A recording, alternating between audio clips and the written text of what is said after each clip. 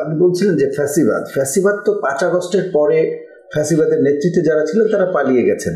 এরপরে বিএনপি সহ বিভিন্ন রাজনৈতিক দল যারা রয়েছে তারা বলছে বারবার যে ফ্যাসিবাদের দোসররা কিন্তু প্রশাসন সহ বিভিন্ন জায়গায়, শিক্ষা প্রতিষ্ঠান বলি আমরা, প্রত্যেকটা জায়গায় প্রশাসনিক কাঠামোতে তারা অবস্থান করছে। এখন এটি একটি বিষয়, কিন্তু এই ফ্যাসিবাদের দোসর যাদেরকে বলা হয় তারা তো দেশের বৃহৎ একটা অংশ।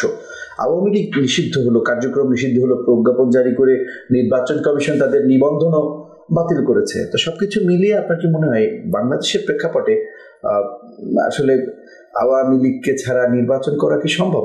যে কাজটা সরকারের করা উচিত ছিল অনেক আগেই, 5ই আগস্টের পরেই সরকারের পদক্ষেপ নেওয়া উচিত ছিল যে আওয়ামী লীগকে যে ব্যান্ড করুক আর তার বিচার করুক, রাজনৈতিক দল হিসাবে বিচার করুক, তখনই একটা পদক্ষেপ নেওয়া উচিত ছিল।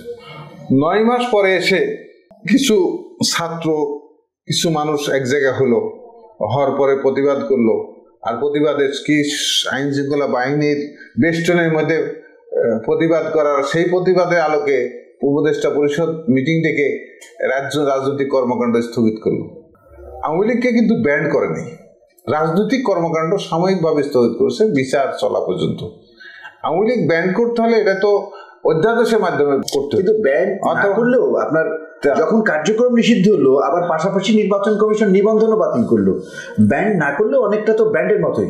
নির্বাচন কমিশন তো এখন আস্তে আস্তে সরকারের, তো আগের সরকারে যেমন তুল বিভাগ ছিল, এখন আস্তে আস্তে সেই তুল বিভাগের দিকে যাচ্ছে কিনা সেটা একটা মানুষের কাছে একটা প্রশ্ন থেকেই যায়, এবং এই কর্মকাণ্ড থেকে তার একটা প্রশ্ন তো জন্মানো শুরু হয়েছে।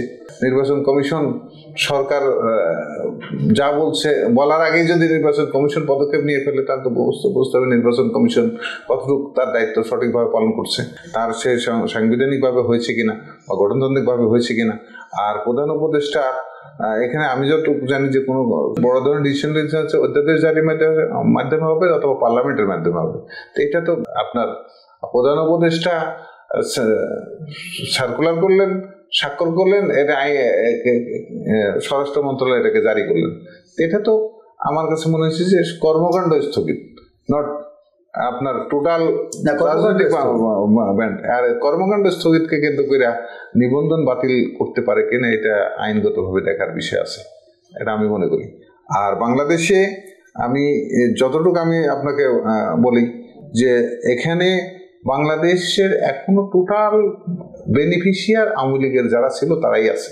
কারণ বাংলাদেশের যত কার্যক্রম হচ্ছে, যত ঠিকাদারি কার্যক্রম হচ্ছে, সকল ঠিকাদারি কার্যক্রম কিন্তু শেখ হাসিনা আমলে যারা করছে এখনো কিন্তু তারাই করছে, সেই নিয়মেই তাদেরকেই কিন্তু দিচ্ছে।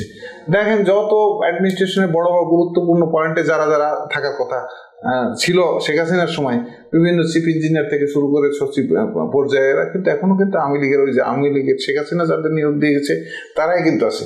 অ্যাডমিনিস্ট্রেশনে ধরেন আপনার টিও থেকে শুরু করে আপনার পুলিশ প্রশাসনে কিছু কিছু জায়গায় একটা জায়গাতে পরিবর্তন হয়েছে।